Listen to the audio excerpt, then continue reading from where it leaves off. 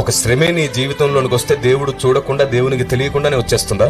3 రకాలుగా శ్రమలు వస్తాయి. ఒకటి, నీ బుద్ధితో నువ్వు తెచ్చుకుంటావు తప్పుడు పనులు చేసి. 2, నిన్ను నిరూపించడానికి, నిన్ను గొప్ప చేసి బంగారంగా మార్చడానికి దేవుడు శ్రమలు అనుమతిస్తాడు. ఓకే. 3వది, నీ చుట్టూండే వారి వల్ల కూడా నీకు శ్రమలు వస్తాయి, బాధలు వస్తాయి. నువ్వు ఎంత బాగున్నా నీ చుట్టూండే నీ ఫ్యామిలీయో, బంధువులో, స్నేహితులు ఎవరి వల్లనే శ్రమలు వస్తాయి. ఈ 3 రకాల శ్రమలను కూడా ఎదిరించే శక్తి పరిశుద్ధాత్మ దేవుడు నీకు ఇస్తాడు. ఆమేన్. ఎట్లాగిస్తాడంటే, నీవు తెలివి తక్కువగా శ్రమల్లో పడ్డా అది నీకు అనుభవంగా మార్చి నీకు శక్తిగా ఇస్తాడు. మొదటి విషయం. 2వది, దేవుడు గాని శ్రమలు అనుమతించాడు అంటే నువ్వు అదృష్టవంతుడివే, ఎందుకంటే నీ అంతస్తు పెంచబోతున్నాడు.